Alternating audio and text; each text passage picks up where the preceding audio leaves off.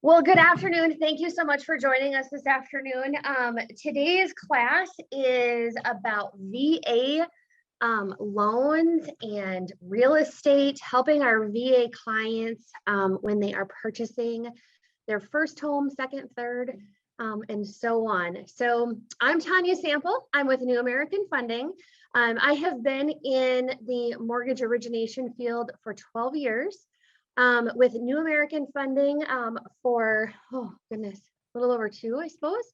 And with me today, I have Tam, and Tam is a local real estate professional, business owner, and mom and military and all the things. So anyway, so with that, we're going to go ahead and get started here. Let's see if I can play my slideshow.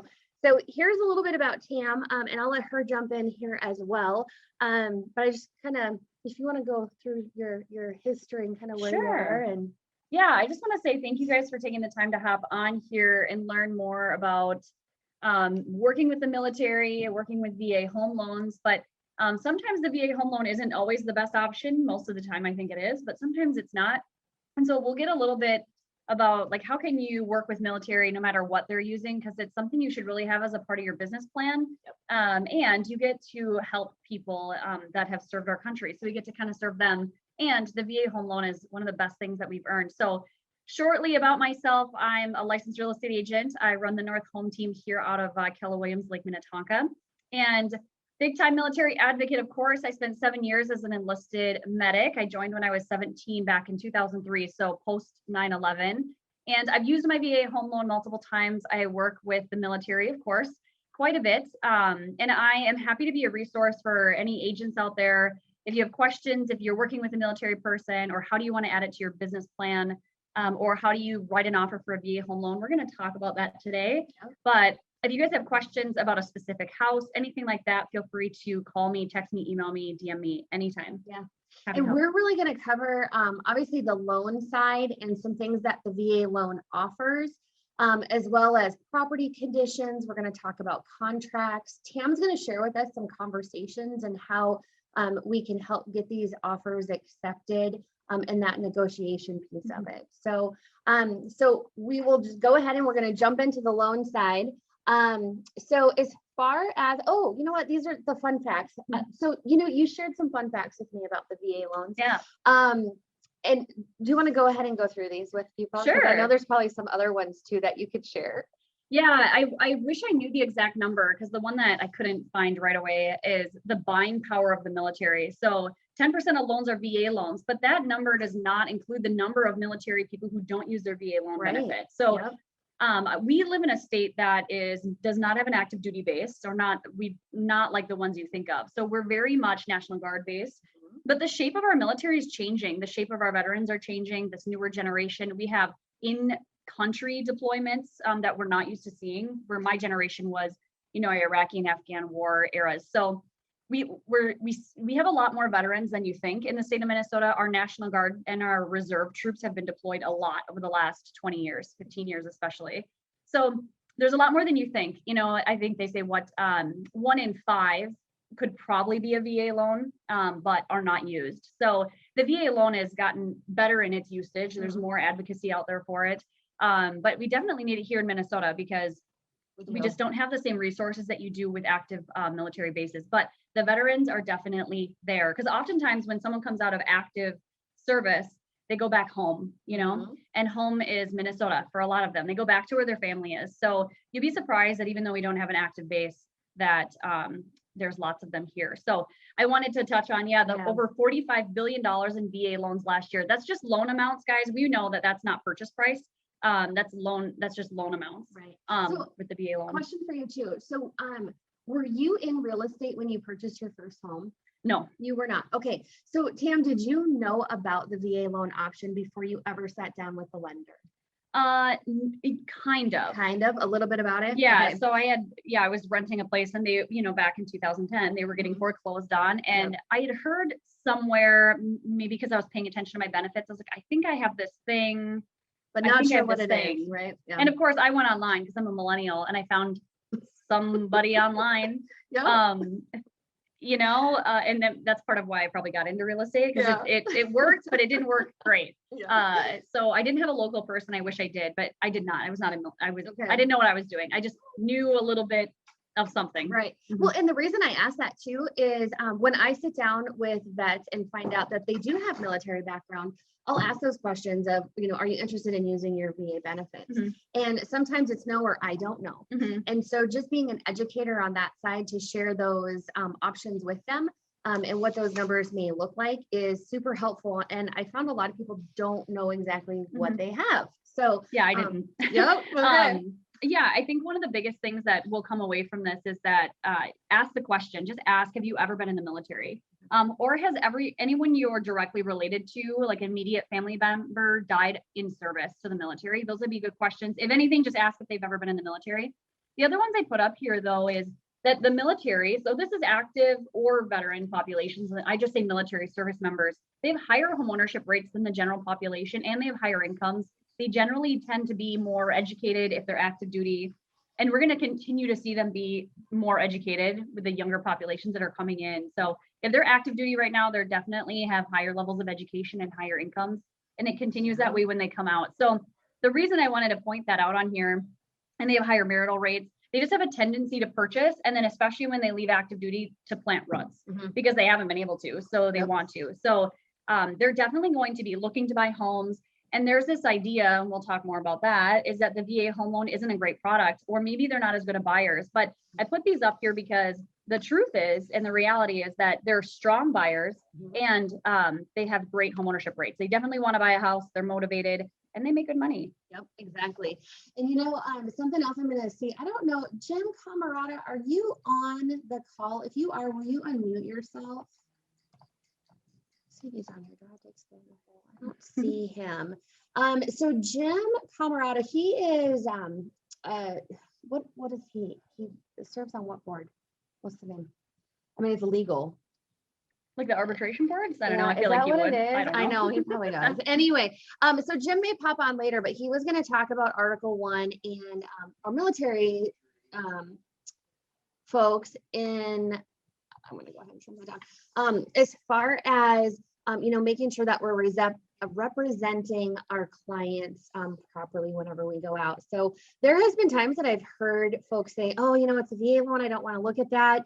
On the real estate side, simply because of, maybe the appraisal, I'm concerned about appraisal problems, or I've heard it takes a long time to get a VA loan closed. And that's just not true. So there are standards with the appraisal. What? Oh, somebody's on. Is that Jim? Nope. Okay. So there are some standards whenever it comes to the appraisal side of things. And as far as closing times, it doesn't take longer to close on a VA. He's not there, is he? No. Okay. On the VA than it does another loan type. So some benefits. So the VA loans, they are a insured loan, and it is something that the VA buyer can come out with zero down. They don't have to not put anything down. They absolutely can if they want. I'm going to show some charts here in a little bit that just shows that breakdown of how their VA funding fee may change with their loan, depending on how much they want to put down. So along this slideshow, you're going to notice on the left-hand side, we do a little bit of myths and facts. And so VAs only have one chance to use their VA home loan benefit. And that's actually not true. So veterans can use their benefits multiple times. They do have a limited amount of benefit amount, but let's say that they were going to purchase their second or third home and they didn't have enough of that benefit available. That is something where I, as a lender, can free that benefit back up for them so that they can use it for their next purchase. Yeah, I love this one because this is the one that I think is, if a military service member knows about this benefit, it's the biggest myth that they have. They think it can only be used one once. time, right? And I have to say that to most of, because they'll be like, oh, well, I want to save my VA loan for my big purchase. Yep. I don't want to do it on my first one. Kind of like the FHA loan. People think that's the first time home buyer house, but that's not true at all. So I always tell them, like, well, we don't need to save it for your big house. We can use it now and we can use it then. We can use it then as well. You bet. So some benefits here, they don't have monthly mortgage insurance, even if they put zero down. Lower credit scores are okay. They may not have to have cash reserves and no asset or income maximums. So this also, because it's government based, the last point here is the short time frame after a major event. So if we've had a bankruptcy, foreclosure, or short sale, the VA loan is going to have one of the shorter periods of time to have to wait before you can purchase again. Now with this, let's say that we did have a foreclosure or short sale on a VA loan. That is where we would step in as the lender and we would help get those things freed up and resolved with the VA so that you can move forward with your next VA purchase and still continue to use those benefits. Yeah, I think when people see these, or us that are in the industry see the benefits of this VA home loan, but the reality is that these definitely exist. Was this me when I was 24 buying my first house unexpectedly, and then 6 weeks later I was in my house from deciding I was going to buy one? These were all me minus the bottom one. I mean, major event, I had a baby and my place was getting foreclosed on. I mean, that's kind of major, but the rest of those were really me. I was out of college. I didn't have cash reserves. I had a young baby, so those were me. Of course, now when I use my VA home loan to buy my last house, they weren't me, right? So I think sometimes people will see these benefits because the whole idea is that everybody involved with working with a military service member wants to get them in. That's why they allow lower credit scores. You're going to have to write a letter. I mean, I sure did. Just explaining my life. Yep. I'm 24. And I've made bad decisions at 21. I don't know. So, been there. Yeah. But for like we said, the majority of these VA home buyers, especially if they're veterans, this really isn't them, but these are benefits of the loan. Yeah. They have lower qualifications because they just want to get the veteran in there, but that doesn't necessarily mean that's most of the buyers out there in the market. Right. Exactly. And when you use a VA loan, it doesn't have to just be for a purchase. You can actually use it for your refinancing as well. So as far as no max loan amount, so this is new, right? So this is not brand new. Oh. You can actually use your VA benefits to get a jumbo loan, which is pretty cool. So there are different max loan amounts, but once you step into that jumbo arena, things change a little bit on the VA. So it's not going to be 100% financing, but it's still way more attractive than those non-conforming loan options anyway. So, and the interest rates are way better. So as far as getting the seller to pay any contributions to closing costs, that's absolutely acceptable. And I'm going to go through that a little bit later. Low interest rates, because it's a government loan. This is even a better interest rate than an FHA. So that's pretty great. Unmarried surviving spouses of veterans who die in active duty or later service may also be eligible. So that's what Tam was mentioning. Like if you are married to, someone had passed away, those are still questions that we should be having and conversations we should be having with those folks to see if there was any military connection.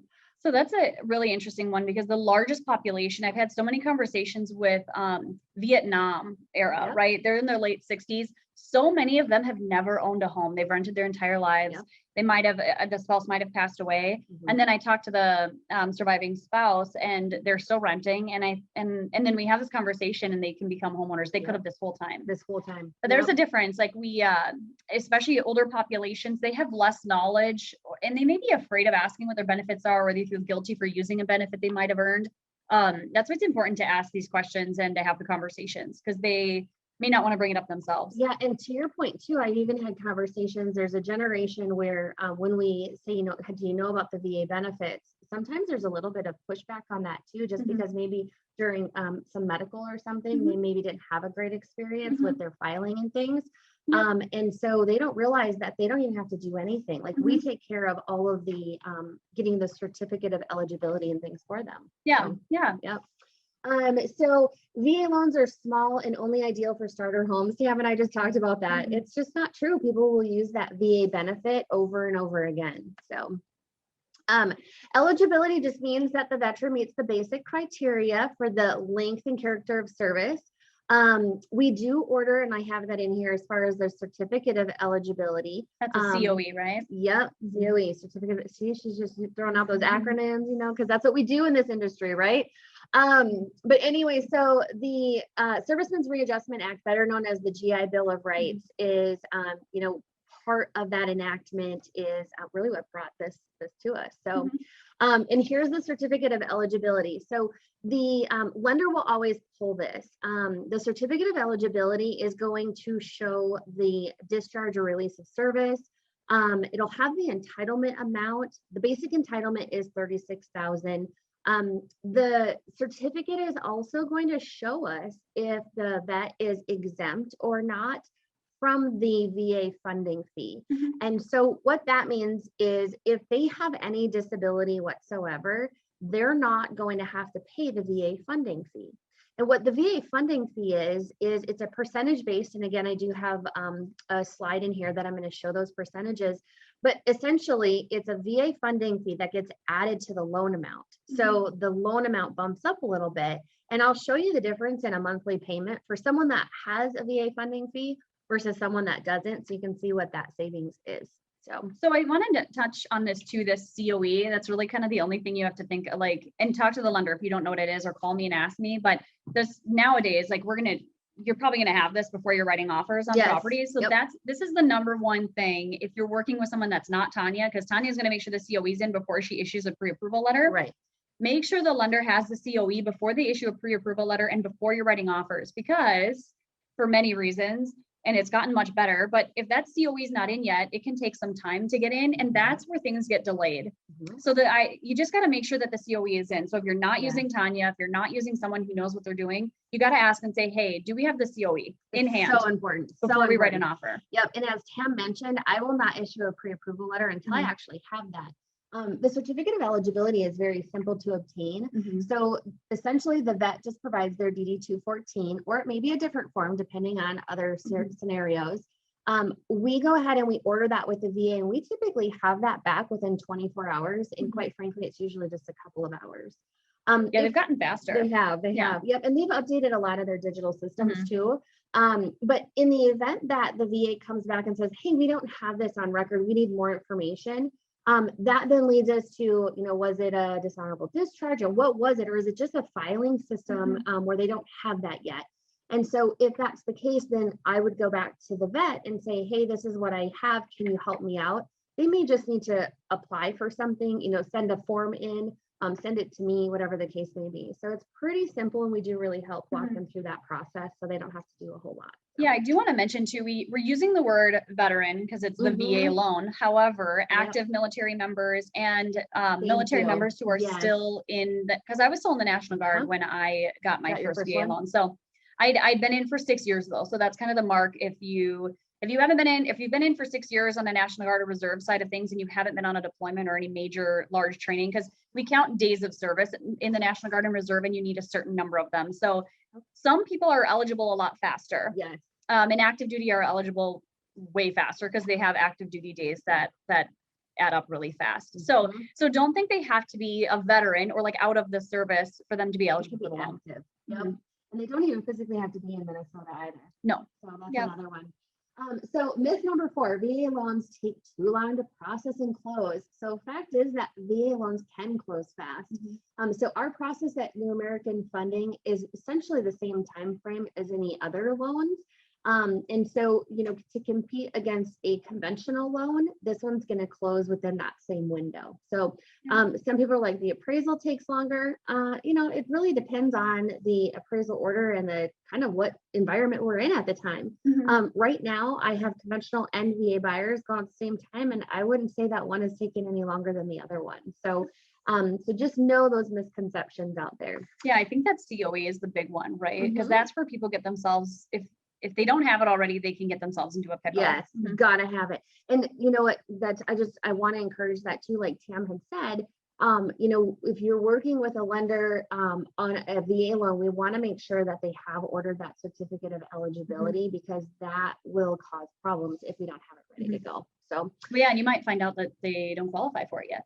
Exactly right. Yes, I've seen that come back on these forms, but they're not quite ready yet. So a veteran is eligible for the VA benefit if they served active in the Army, Navy, Air Force, Marines, Coast Guard after the September 15th of 1940. Then on 90 days or more, any part of which occurred during wartime, 180 continuous days or more during peacetime. Tam also mentioned the Oh, wait, you know what? Actually, I want to go back. So myth number 5, it's too difficult to qualify for a government program. No, actually, VA is the easiest program to actually qualify for. Mhm. And that's even if you're putting 0 down or more. So the VA loan is very, very simple to qualify for, which makes it great for the vet too. They get to go through a lot less. Or active duty. I should change how I'm saying that, huh? Military service Military members. service member. I used to say troops, and then everyone said, Yeah. you know, if that's an army thing. I Uh-huh. was like, oh, soldiers. Oops. Oh, that's an army thing. Okay, because it's like airmen, airwomen. I'm like, Uh-huh. okay, so you're not troops or soldiers. That's an army thing. Military Military service members. Yes. Okay. So rules of eligibility. So 2-year requirement, a greater length of service is required for veterans who enlisted after the 7th of 1980, entered service as an officer after October 16th of 81. So these vets must have completed 24 months of continuous active duty, or 90 days, or 181 days of continuing peacetime. So I think this is really important because this bottom piece here that says 90 days, any part wartime or 100, you know, these types of things. This is where we get into a lot of military service members who maybe they were deployed and they got injured and they came home. Yes. So they may not think that they're eligible because they weren't in very long, Yep. but it's just maybe they got injured or something happened. But if they were deployed for 90 days, they're eligible. Yep. So that's why I always say, just ask the question. And if they say, well, I don't think I'm qualified, we could say, you know, it really doesn't hurt to ask, or to have your, ask and check. the lender's going to do it anyway. Yep. And And so I just ran ask the into that question. too. Mhm. Yep, absolutely. Where it's like, no, I don't believe that I am because I didn't get to serve the Right. whole time. And So, different generations of military define the word veteran differently. And we've seen that shift, especially as like the context of what is required of a military service member has changed, Mhm. especially in the last year. We've seen something that we haven't really seen before, right? Like in-state deployments. So it's just changing. The term veteran is changing. So just ask, were you ever a part of the military? And then I wanted to touch on this too. I don't know, back when we were talking about the funding fee, because if they have disability, they may not have the funding fee. Right. When, as a realtor, when you're working through those conversations with somebody, because they may not bring it up, they may not want to, it may be mental health related. And I always say to people, these are the questions you should ask. Were you ever in the military, or was like somebody very, I just say somebody very close, because we just want to be careful how we're asking those questions. But did they pass away from a service related injury or something like that? But were you ever in the military? And then, do you have any disability? Feel free not to tell me what it is specifically, but if you do, it will definitely affect the funding fee. So we just ask, if you have one, it's yes or no. Don't ask them details about what their disability might be. And if they don't want to answer it, that's also fine. But I just say, hey, do you have any kind of disability with the VA? Just yes or no. You don't have to explain anything, because then we can really help them out, because some people will not want to answer that. They might think there's follow-up questions, but just ask that, keep it short, keep it sweet. And then, because that's a huge amount of money for them to save. Yep, it is. So in myth 6 is VA loans are too expensive with the upfront funding fee, and that's just not true. I'll show you, like I said, a number breakdown here in a second. So here, veterans must be married to use significant others' income and assets and credit. Other people can also be owners of the property, but the unmarried veteran must also be able to qualify for the purchase. So that's very important whenever we have folks coming in and talking about, a couple, if they're married or not. So that's one of those things. And then myth number 7, so vets have to be discharged or retired to use their VA benefit. Yeah. So active service members get full access to the VA mortgage benefit too if they meet the length of service requirements. So like Tam said, the general question is, were you ever in the military? Were you ever in the military? Yep. So here's that VA funding fee table. So on the left side, so just type of veterans, we have regular military, and then we have reserves and National Guard. So we have that breakdown of the down payment. And so are they going to put any money down? If they are, there's the first time that they use their VA benefit. So here, let's say we're going regular military. We're going to not put anything down for a down payment. So 0 down. And this is the very first time that we've used our VA benefits. That VA funding fee is 2.15%. Now, let's say that I'm going to go sell my house and I want to purchase my second home. Now, off to the right, again, I could do 0 down again, and I would have that VA funding fee of 3.3%. Now, remember that VA funding fee, that is something that gets added to the actual loan amount itself. So they're not having to pay that out at the table. They're not paying that on a monthly, like a mortgage insurance basis. It's rolled into the loan amount. When they sell that home, that then will go away.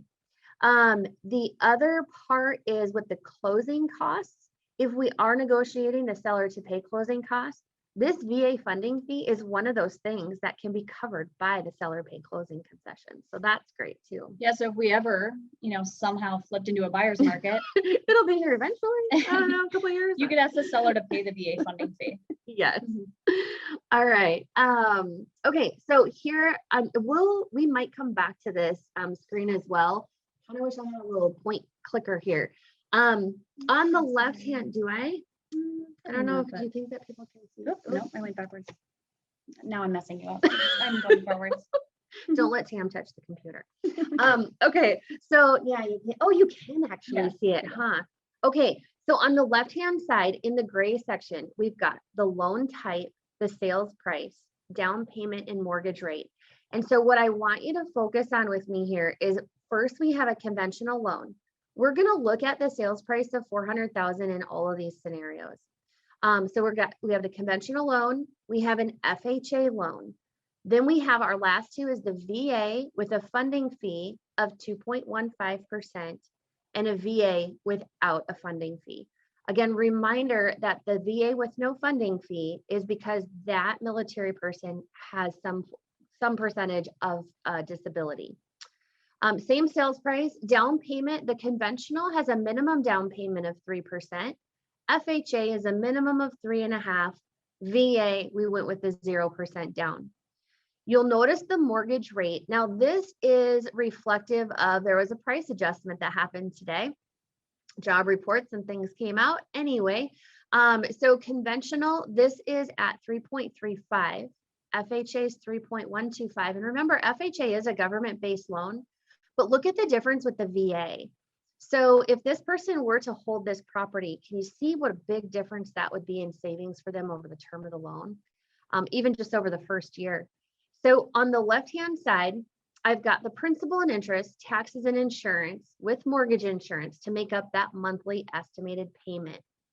Down below, we have the down payment, the closing costs, and the escrows so that we can see what those estimated funds needed would be. For the conventional loan, if we just look at the principal and interest, because you'll notice that the taxes and insurance are the same across the board, but the mortgage insurance is quite a bit different. So at that conventional with the minimum down payment, that monthly principal and interest is $1,740. If we look at the VA, we're at $1,695 or $1,660 in that exact same purchase price with a much lower interest rate and not putting any money down. That's huge. Then let's add to that and look at the mortgage insurance. The mortgage insurance on that conventional, $101 in this scenario. This is based on pricing for the exact same credit score across the board.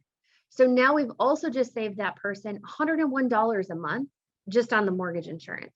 Like that's insane. Now, this is why I love this product so much. And I really encourage people to use it if they're eligible. If we look at that FHA loan, look at that mortgage insurance, $271. I mean, that's a car payment for someone maybe. Think of the things that they could do with that and the lifestyle change that they could have if they could save that money. So that monthly payment difference is enormous. Yes. So now let's get down. I just get so excited about this stuff. So the down payment. So now on the conventional, we have to come out with that $12,000. FHA is the 14, but the VA, we're not having to come out with anything at all. The closing costs on these essentially are pretty much the same. For presentation purposes, I did do them the exact same. They're not exactly, but it's close. So estimated funds needed. So over here, we need 20,000, 22,000, and then it goes down for that VA buyer. So there's a couple of things here. One, they can keep those assets in their bank, maybe not have to get a gift, not have to deplete the assets that they currently have in savings, maybe 401k or anything like that. And so they're able to put less down. But thinking about today's market, and this is where I said we probably might come back to this slide, but thinking about today's market, what if our vet actually had 20 grand, but they weren't able to get their offer accepted with that minimum down payment? What if they went with a VA loan, had nothing down. We just gave them another, what, 12 grand to work with on their negotiation. So does that allow us to go above and beyond or to cover any appraisal differences? Like, these are the kind of things that we need to be thinking about in today's market when we're negotiating on this side of things. So let alone, it's just a better option for them. Right. So that's something I wanted to share there. Do you want to add anything to that piece of it? I mean, I think the cool thing with the VA loan that we're just not seeing today, but in a different market, when I bought my first house, I asked the seller to pay my closing costs, and I ended up coming up over purchase price and wrapping them into the loan essentially. And I ended up with no money. I bought a house for $1,000 when I was using my VA loan the first time at 24 years old. And that was in 2010. Yep. So that was a pretty solid investment, in 2010. Absolutely. When I bought a 5-bedroom house for $168,000 in Brooklyn Park. And with no money down. No money down. And the interest rate was what? Do you remember? Oh, I don't even remember, but it was great, especially at the time. Like maybe like 4.5. Probably something like that back in 2010. Yeah.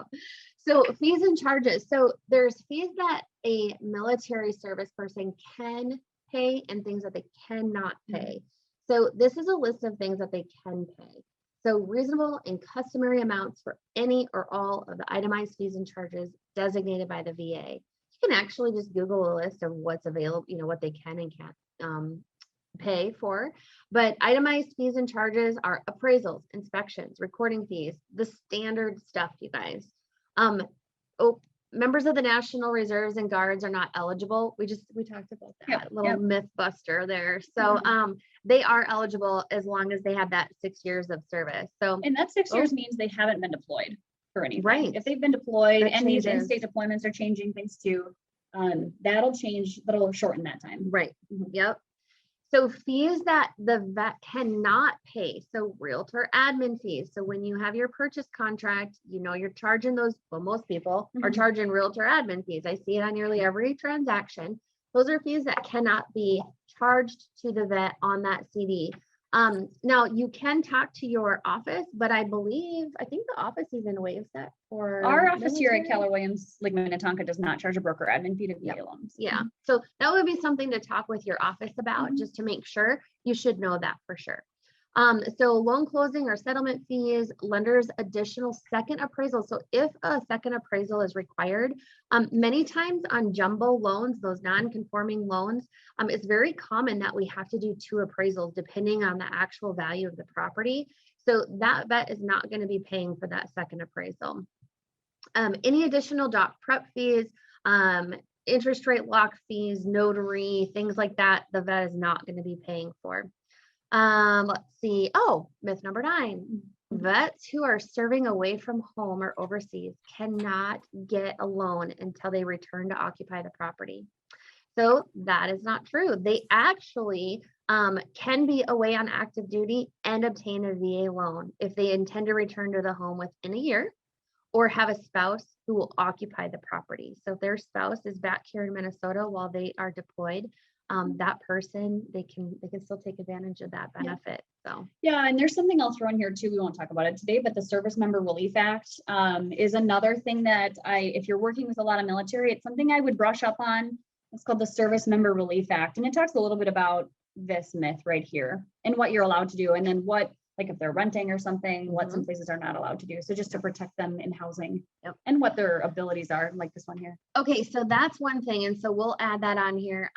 While we're talking about that, what about, what was I going to ask you?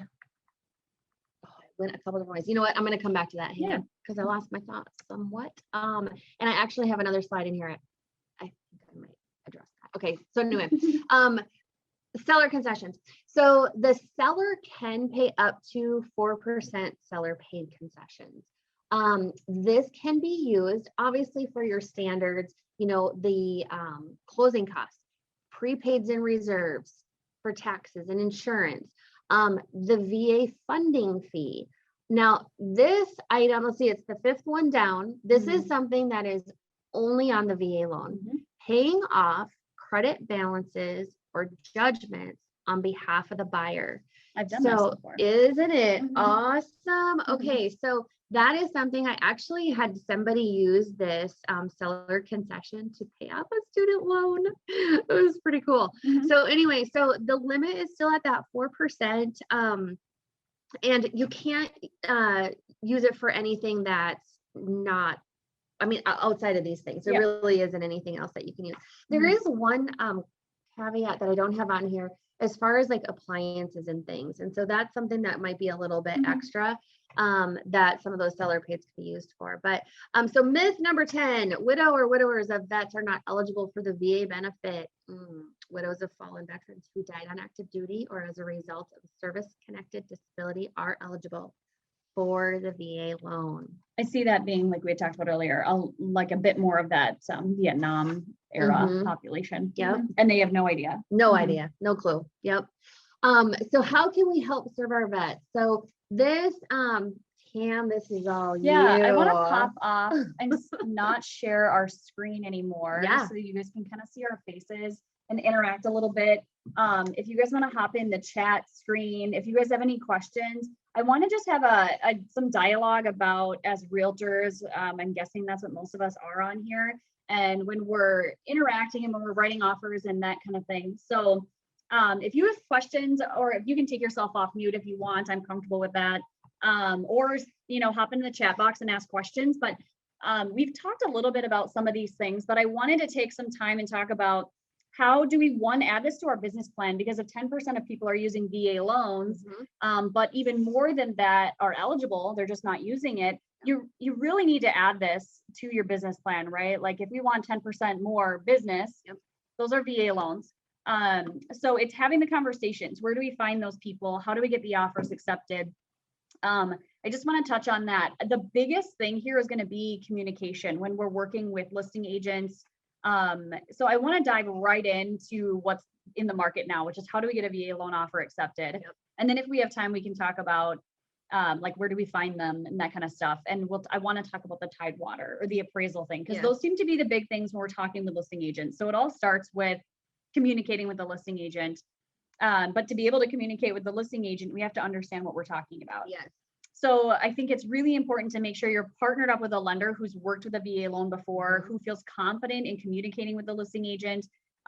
We have so many veterans who they call me because they've got like USAA or some thing that's been highly advertised, but and so a lot of the times businesses will market to veterans as if they're official, like military or or like government, but they're not. And they're not local, and we really need them in this market with it moving as fast as it is to be able to call the listing agent to support the conversation that you're going to have. So that's why I say reach out to me anytime if you guys are writing offers to say, okay, how do we talk to the listing agent? So the biggest thing is have the lender that's working with your veteran or your military service member, we should say, and just set the expectation that they're going to call the listing agent, because we're probably going to be in multiples. And we need to let them know, the listing agent, that this is a really strong buyer. They're using this benefit because it's a huge one and we've earned it. But they're actually a really strong buyer. They're just using this really great benefit that they have. And we want the lender to call. I will call, especially with a VA or military buyer in this market. I'll call before I go to the showing, just introduce myself, and I'll send an email to and just say, hey, I've got a military service member looking at the house. Just wanted to introduce myself. And then I'll call after the showing too. I know we do quite a bit of this, and if they don't answer, email them and then also text them. But I always say right away, hey, I've got a military service member. They're using this really great benefit they've earned.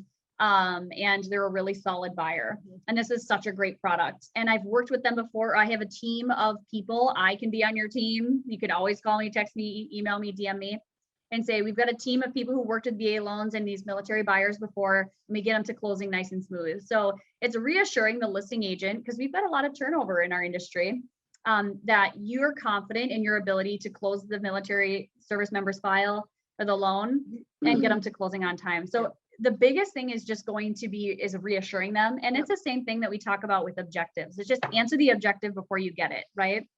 So I like to just let them know that it's a strong buyer. It's a great product. The lender will call you. We've worked with military service members before. You've checked the house when you went out to the showing for something that might come up on the appraisal. That is something that I'm glad that you just brought up. So the property itself, the appraisal side of things. That is something, as Tam mentioned, reassuring that listing agent that you have viewed that property and understand that the condition of the home it meets the VA eligibility rules. And I'll say also, whenever I reach out to the listing agent, just to let them know how solid our client is, sometimes that conversation can go a couple different ways. One is typically the VA buyers, as Tam had mentioned, we have high incomes, we have education, these things, and this person could easily qualify for a conventional loan. But it's super important for them to understand that the reason that we're not coming in as a conventional loan is because the VA loan is such a huge benefit and ginormous savings just in the interest rate alone. So whenever I can express those things to the listing agent, that helps them understand too, that it's not, oh, we just need government help and we're not putting down anything down, and so we're not a strong buyer. That's not true in most cases at all. So, so that's one piece of it. So as Tam mentioned, just having the lender reach out and have those conversations with the listing agent, very important. Another thing that I will do is I know how critical the actual condition of the property is to the successful process. And one of the things that we didn't talk about much in the presentation that I wanted to mention here is the condition of the property. So we can actually send out some lists of checklists of things to look for. But anytime that you're looking at a VA or government-based loan, the appraiser is going to be looking for condition of home, health and safety. So mold, broken windows, curling shingles, peeling paint. We don't want any peeling paint. And a lot of these things are things that could be fixed prior to the appraiser even going out. It could just be a little touch up around a window. I'm so glad you pointed that out. So don't write a property off. I mean, if there's lots of those things, maybe, but don't write it off. We've seen some. But I usually will, if I'm asking for them on the inspection, I write them into my inspection amendment. I say that the work needs to be done prior to appraisal. Exposed electrical, just think anything health and safety wise. So that's that piece of it. Yeah, and it's really just ensuring that the listing agent feels that you're confident and that you know what you're doing. And the one thing, like we talked about, I want to touch on the appraisal piece.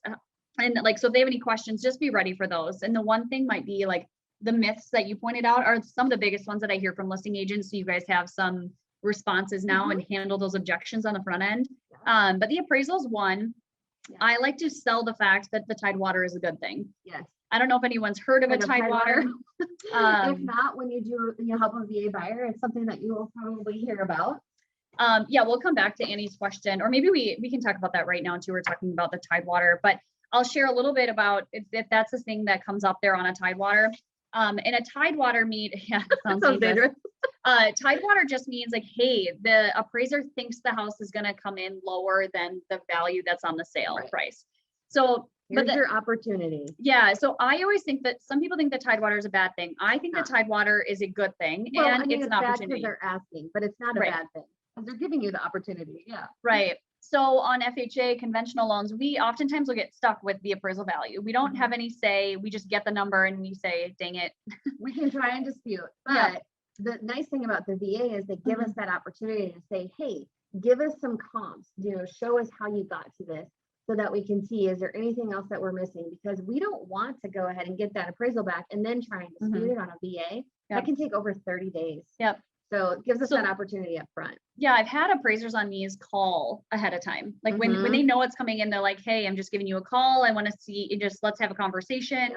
And you actually have an opportunity to talk to an appraiser sometimes. Like on on other loan types, you don't have that at all. So the Tidewater is actually a really good thing. You actually have some influence. I always say have your homework ready with these, but you actually have a chance to have influence with the appraisal. So I think it's a great thing. I think it's a good opportunity. And it's one of those things that's the most misconstrued with listing agents. So I always say sell it as the gift that it is. It's an opportunity to have some influence where we otherwise would not. That's a good mindset to have. Yeah. So Annie had asked about, can you speak to the below ground square footage and how that affects the appraisal? So the below ground, I'm not an appraiser, but I do know that below ground square footage, it matters.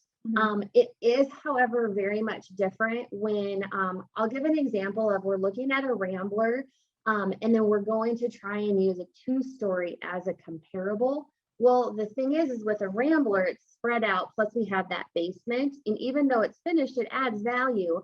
But when we're looking and counting the above square footage, if you're looking at a 2-story, all that square footage is above the ground. And so it looks different on the appraiser. They just don't appraise the same. So when we're looking at comps, and this is with any loan type, you guys, when we're looking at comps, we got to make sure we're really looking at comparables. So I don't want to just see, hey, this 3-bedroom, 4-bath is selling for $550 in the west side of town, and everything else is selling for $850. Well, there's some differences there. Square footage, property type, what side of the highway is it on, what school district is it in?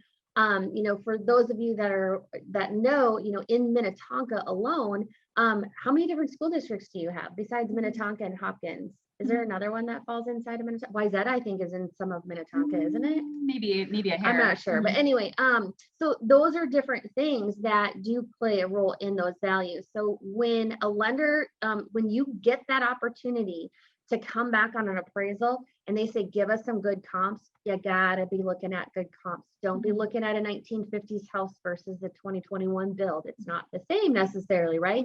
There may be some comp differences, but you really want to try and be as similar as possible. So thank you for that. Let's see what else. Negotiation, contracts. If you have contract questions, I know Tam. I think I'll just touch on this really quick because it's short and sweet. So we want to protect the military service members, especially if they have a disability. So when you're filling out the section on the VA part with the financing, I can't remember what page it's on, and it says this percentage of the funding fee paid by the buyer and either paid at closing or added to the mortgage amount, and then this percentage paid by the seller. You don't need to put in an actual number in there. You don't need to know what the VA funding fee amount is. And if they have a disability, you want to check with your broker too, what their recommendations are. But to protect the military service member's disability status, we don't need to tell the seller that they have a disability and there's no funding fee. I put 100%, it's 100% of zero if they have no funding fee, but for 100% of zero paid by the buyer added to the mortgage amount and 0% paid by the seller. On a purchase agreement, the seller just wants to know you're not asking any money from them. So I see a big mistake where people will be like, oh, no funding fee. And then that somebody might say, well, why is that? You don't want to disclose to the seller or the listing agent that there's a disability. And we may not even know the details, but that's how you protect those things. So that's how I am often writing them anyway, is 100% and 0%. I just do them as percentages. Don't try to put a dollar amount in there when you're filling those out. So that's kind of the big one there in terms of contracts with the military service member stuff. But do you guys have any questions about military service members, about the VA loan, anything like that? If a VA buyer is looking for a fixer-upper type home, is that doable? Would it get complicated with appraisal standards, condition of property? So I will share with you one thing that I've recently, I've seen a lot of uptick in the loans that I'm doing around that. So renovation loans are out there. One of the things that I'm seeing with buyers that are wanting to take advantage of the VA and purchase a fixer-upper as their primary, we are doing a construction renovation style loan. So they're purchasing the home with that. And then once that renovation piece is completed, then we're coming in with the VA loan at the end of that. And that's a really good, easy, cost-effective way to keep the process moving quickly, especially in this market, for that VA buyer to purchase that fixer-upper and make all of those pieces happen together. So that's great question. So that's Tanya's version. I'll give you my version. Yeah, go for it. So when I'm talking to my friends, I say, okay, great. Because all of us realtors, we hear these things, right? I say, because with the VA loan, you have to move into it. So it has to be in good enough condition for you to live in it. It has to be your primary residence as the veteran or the military service member. So you can have a fixer-up home, but it can't be major safety hazard issues that would otherwise flag on the appraisal. So if it's like cosmetic updates, it's like that weird 70s shaggy carpet, that's totally cool. Fine. Like we can do that, paint, cosmetic, appliances, all that jazz, but we can't. But actual rehab, no. Like not, because you're going to run into safety hazard issues. So yeah, they can definitely have a fixer up, but we're going to look for good bones and cosmetic issues because they got to live with that 70s shag carpet. So that's my answer to them Yeah, on that cool. one. And Terry had asked if this will be on the KWPR site. So Maybe. I think so. We'll go with that. Unfinished It's being basements are fine. recorded, so it'll be available. Thanks, Mary. Yeah, unfinished basements, yes, unfinished basements are fine. Yep, that's absolutely okay. And you don't have to have appliances in the property either. Is the PMI requirement different for VA? Terry asked. Yes. So VA loans actually do not have monthly mortgage insurance.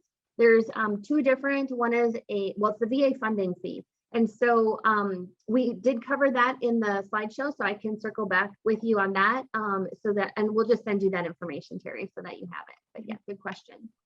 I won't ask any more questions. I think they're probably all answered. So You're funny. So you guys, some of the things that I'm seeing as far as negotiations right now, because I think, conventional cash obviously is always, wins everything.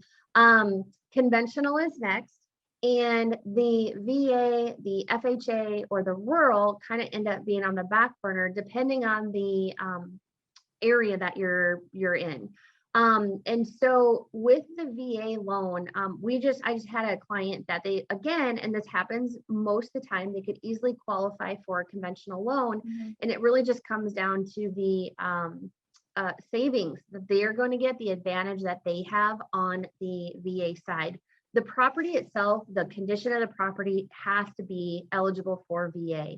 And it just comes down to health and safety. We don't care about cosmetics. It's health and safety. And so if we can get it there, and the seller agrees, it's a great product. When I showed the numbers, can we go back to the number screen? When I showed the numbers on the conventional versus the VA, in today's market, this could be another one of those things where, let us go back. It's going to fly. So this could be another one of those things where if we have, let's say that we have an appraisal contingency in there, or, if we go conventional, we need to have seller paid. This VA loan also helps that conversation where now we have potentially extra money. So, hey, Mr. Seller, I don't want you to pay my closing costs for me. I'll cover them myself. If that appraisal comes in, $10,000 too low, I'll cover that myself. So these are really strategies that can help that negotiation piece as well. Yeah, I think that's a really good point to make. Is like, obviously, if your buyer's comfortable with whatever you're sharing, you can write in appraisal guarantees on you have this appraisal clause, but that doesn't mean the veteran or the military service member can't pay the difference if the appraisal is low. You can. And they just have to, even though there's forms that have to be filled out and you have the PA amendment, whatever, PA contract, the veteran actually only has to write a letter of explanation that I understand I'm paying this much dollar amount in addition to for this appraisal, and I'm okay with that. It's just a letter of explanation. The VA just wants to make triple sure that they're okay with that. But like Tanya's saying though, like using the VA home loan versus the conventional loan opens up more cash reserves for them to be able to make up the difference. So it's actually a better chance for them in this market to use their VA loan. It's just a matter of explaining that to the listing agent. Like, hey, this actually opens up more cash reserve. They qualify for a conventional loan, but we have more wiggle room with the VA loan. And we always have the conventional to fall back. You can always fall back on it. So that's another one of those conversations up front when we're presenting that offer that, hey, this is a benefit. We can fall back on conventional if we need to, but this is the better route for them to go. So I think the only other thing, and we're not hearing it as much anymore, but in the past I've heard it with military service members hearing 0 down, but they forgot that there's closing costs like escrow and taxes and insurance and stuff. So you might have a military service member that says, oh yeah, I have 0 down, I can buy a house with no money. I have been able to do that for a lot of people, not today, but in the past I have, and hopefully again in the future we can. But just remind that military service member that it's 0 down payment. Like you may still need, you can get it gifted just like everything else, but it's not a totally 0 down unless we can negotiate it in. And right now we're just having a hard time with that. So So again, you guys, thanks for joining us. This is one of our favorite programs. Mine for sure. I absolutely love this loan program. It's fantastic. It's a great savings for our military service people. And it's a good thing to be able to share. And I highly encourage you. Oh, that was the other thing I was going to ask. Designations. Mhm. So there's additional designations that you can get. What Yeah. are those?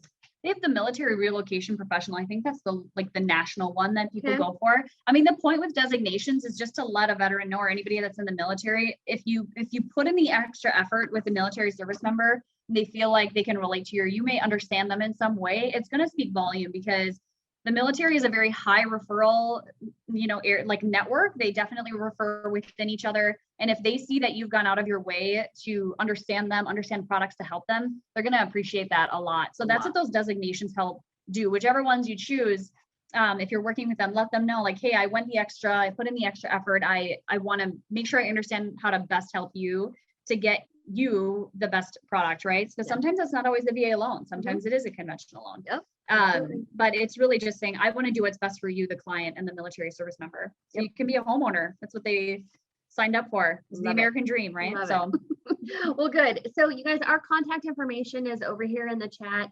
And if you if you would like some help doing any kind of marketing for this program, certainly reach out to me, reach out to Mary, and we can help you with that. Tam is here as well as an awesome resource. And yeah, so just let us know if you have any questions. And again, thank you so much for joining us. Have a fantastic day. thanks, guys. Bye.